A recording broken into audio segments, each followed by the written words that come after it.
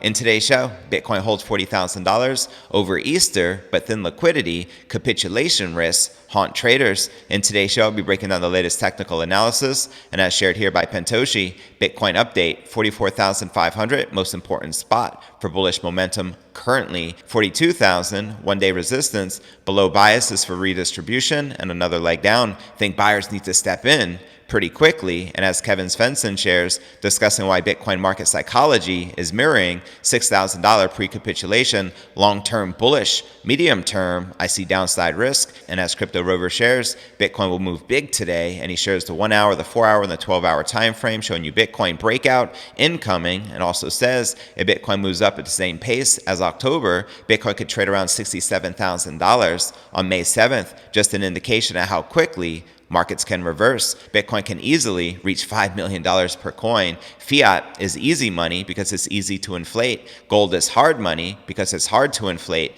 Bitcoin is in fact the hardest money on the planet because it's impossible to inflate above the 21 million coin limit. He makes a great point. Also in today's show, Crypto Twitter reacts as Russian government reviews finalized cryptocurrency bill. As Pompliano shares here, breaking, the Russian government and central bank have just reached an agreement on cryptocurrencies. According to Russia's Kommersant, both organizations will treat Bitcoin and crypto assets as currencies. And as shared here by Xiangping Zhao, the Binance CEO, Russia will legalize crypto for payments. Surprise, surprise. Also in today's show, Bitcoin under heavy accumulation phase, as well as now hold over $280 billion in BTC. Quoting on-chain analyst William Clemente, underneath the surface, there is a heavy phase of accumulation on-chain. Exchange outflows have reached a rate that has only occurred 3 times before in Bitcoin's history, following March 2020, December 2020, and September 2021. Also in today's show, Bitcoin could hit $100,000 within a year, crypto firm CEO predicts. That's right, Antoni Trenchev, the CEO of crypto lending firm Nexo, says that there are still headwinds for the crypto market as the global regulatory environment remains fragmented and the digital currency still remains volatile.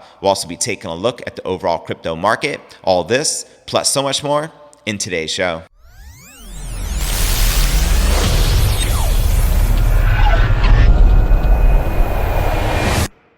Here at Crypto News Alerts, I drop a brand new episode every single day. The goal is to get to 100,000 subs along with a $100,000 Bitcoin price. And if you like getting that crypto, be sure to smash that subscribe button. That's right. And ring that bell to turn on all notifications to receive daily premium crypto news alerts every single day, including Easter Sunday. Today's episode is brought to you by FTX US, built by traders for traders. That's right. FTX US is the best way to buy and sell Bitcoin, Ethereum, Solana, as well as other digital assets. And did you know you can trade crypto with up to 85% lower fees than its top competitors? That's right. There are no fixed minimum fees, no ACH transaction fees, and no withdrawal fees. Also note that FTX is the only leading exchange that supports both Ethereum and Solana NFTs, and there are no gas fees. And you might have heard of them from their Super Bowl commercial with Larry David or their partnership with Stephen Curry and Tom Brady. That's because the world's biggest names trust FTX, and they have a special promo they're running right now where if you download the FTX app today and use my promo code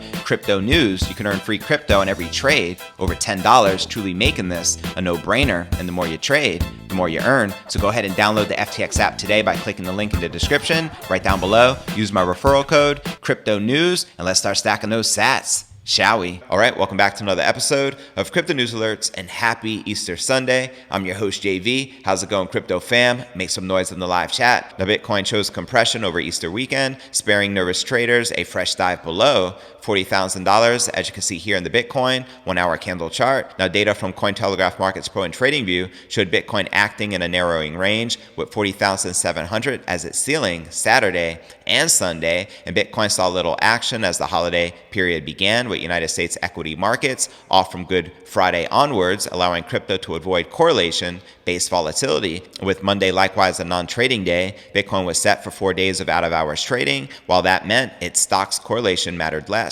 While there was other forces at play ready to spook sentiment, market liquidity stayed lower than on the work days, and while standard, some fear that any sudden moves could be exacerbated as a result of thinner order books. And analyzing derivative moves over the weekend, Deribit Insights, the research arm of trading platform Deribit, flagged liquidity as one consideration influencing real-time real-time investor decisions, as shared here on Crypto Twitter. So while this could be a bearish bet, it is also likely protective of assets under management. But why now? Perhaps they are concerned about spot/derivative market manipulation over an illiquid weekend, perhaps just concerned over the next week against falls less than $40,000, but prefer to lose low-cost premium. And a slight zoom out from popular trader and commentator Pentoshi, meanwhile delivered a more wary perspective, as shared here on Crypto Twitter. Bitcoin update 44,500, most important spot for bullish momentum currently 42,000, one-day resistance. Below bias is for the redistribution of another leg down.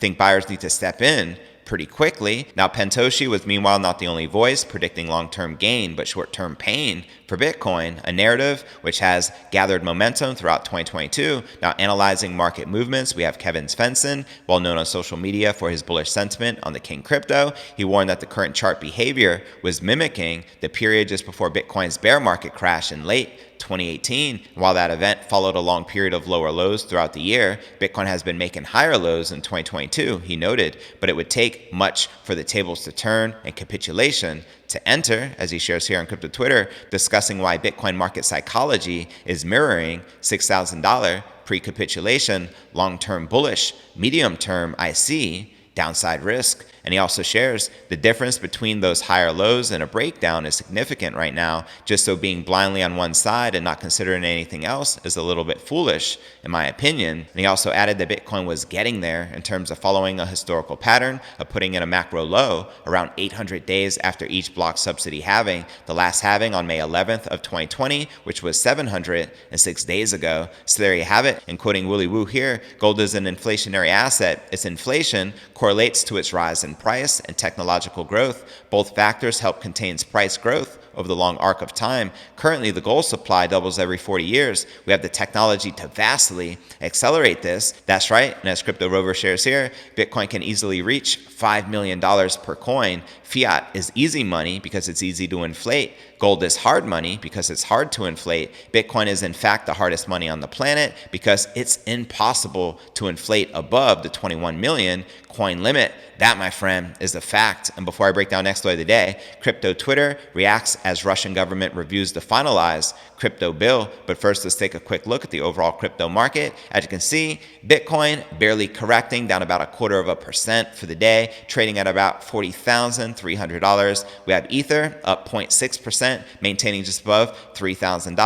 Solana, Avalanche, Polkadot, Luna, Cardano, and Binance Coin all pumping and in the green. But all right, now let's break down our next story of the day. The Ministry of Finance of Russia finalized a draft bill named on digital currency that has sent it to the Russian government for approval to be passed as law. The draft of the federal law clarifies regulations related to the trading and mining of cryptocurrencies. On April 8th, Russia's finance ministry announced the amendment and finalization of an impending crypto bill, which provides regulatory clarity related to the circulation, issuance, trading, mining, and other activities within the crypto market. While unconfirmed reports of Russia legalizing cryptocurrency surfaced as early as April 16th, the thriving crypto community on Twitter welcomed the announcement with arms wide open, as Pomp shared right here. Breaking: the Russian government and central bank have just reached an agreement on cryptocurrencies. According to Russia's Kommersant, both organizations will treat Bitcoin and crypto assets as currencies. Let's freaking go.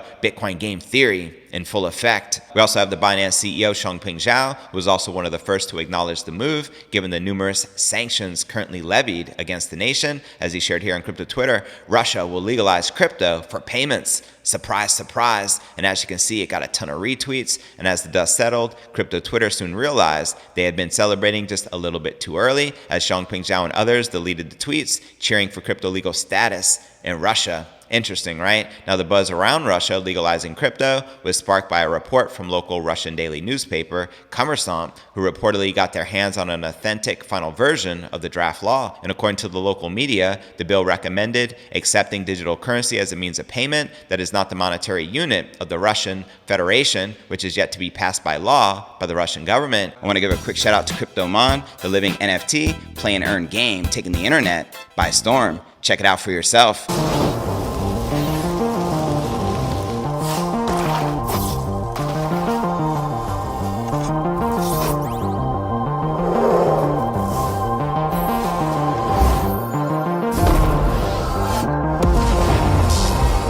Pretty sweet, eh? And as you can see, they have a growing community of over 400,000 members. So go ahead and click the link in the description right down below and check it out for yourself today. Meanwhile, Minfin finalized and shared the draft bill with the Russian government, an official announcement regarding its approval, as the law is still awaited with no known timeline. Now, Kommersant's report also highlighted that the bill recommends building a regulatory framework for crypto-related activities while sharing the groundwork for registered operators. And on April 14th, Sergei Katarin, president of Russia's Chamber of Commerce and Industry, recommended collaborating with African countries for conducting cross-border settlements in crypto and central bank digital currencies, better known as CBDCs. And in the announcement related to the finalized bill, the ministry disclosed to have clarified crypto regulations while considering the viewpoint of all other departments of the Russian government. And in an ongoing counter, the international sanctions and the resultant inflation, president of Russian Gas Society, Pavel, hinted at the possibility of accepting Bitcoin as payment for exporting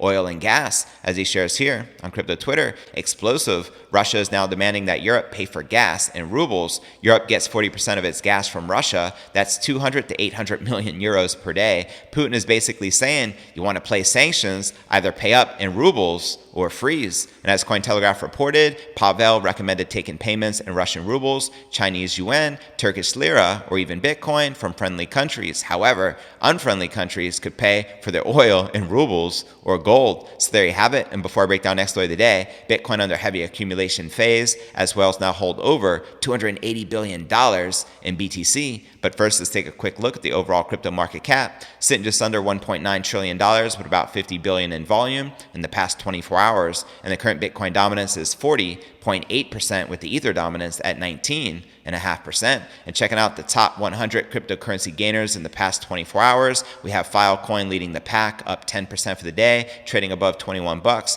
followed by FTX token, up 9%, trading at $46.73, followed by GMT, up almost 5%, trading at $2.49. And checking out the top 100 cryptocurrency gainers for the week, you can see there are some in the green, including Comp up 7%. We got Ape up 7%, GMT up 11%, and EOS up 8%. And now checking out one of my favorite indicators is the Crypto Greed and Fear Index. Shows we're currently rated a 28 out of 100 in fear. Yesterday, a 28. Last week, a 34. And last month, a 25 in extreme fear. And if you're not familiar with the Crypto Greed and Fear Index, extreme fear can be a sign investors are too worried. That could be a great buying opportunity, aka BTFD, buy that freaking dip. And when investors are getting too greedy, that means the market is due for a correction. But all right, now let's break down our next story of the day. A popular on-chain analyst is revealing that Bitcoin is going through a huge accumulation phase, with large entities now holding hundreds of billions of dollars worth of Bitcoin. In the latest edition of the Blockware Intelligence newsletter, William Clemente says that despite Bitcoin's volatile price action, market participants are buying and hodling Bitcoin at a historic rate. As he shares here, underneath the surface, there is a heavy phase of accumulation on-chain. Exchange outflows have reached a rate that has only ever occurred 3 times before in Bitcoin's history, following March 2020, December 2020, and September 2021. And along with the massive exodus of Bitcoin from digital asset exchanges, Clemente highlights that whales are also buying Bitcoin after unloading their Bitcoin stacks for most of the year. As he shares here, this week has seen an uptick in whale hodlings for the first time since January, showing an increase in supply held by entities with over 1,000 BTC. And looking at Clemente's chart right here, you can see the Bitcoin whales now collectively own more than 6.9 million BTC, worth $280 billion plus at the time of this recording. Now, Clemente also highlights one on-chain metric that shows the tendency of market participants to hold to their Bitcoin troves. According to the analyst, the supply of Bitcoin that has remained untouched for at least 1 year is at a record high. Quoting him here, another measure of holding behavior is simply looking at the amount of supply last active a year plus ago, a simple but powerful metric. As of this week, an all-time high of 63.7% of Bitcoin supply hasn't moved in at least a year. Can you say incoming Bitcoin supply shock, and even with the available supply of Bitcoin dwindling, Clemente says that Bitcoin is currently in no man's land. According to the analyst, he sees Bitcoin as a value investment in the low $30,000 range or a momentum trade once Bitcoin moves above $47,000. And before I break down our final story of the day, Bitcoin could hit $100,000 within a year, crypto firm's CEO predicts. But first, I want to remind you to smash that show more button right below this video in the description for a detailed analysis of what's going on in the crypto market. This goes for all 1,100 plus videos right here on my YouTube channel. Also, some very helpful resources for you to plug into, including my crypto merch store live at merch.cryptonewsalerts.net. Also, be sure to smash that subscribe button and ring that bell to turn on all notifications to receive daily premium crypto news alerts every single day, just like this. And of course, you can follow me on all the major podcasting platforms,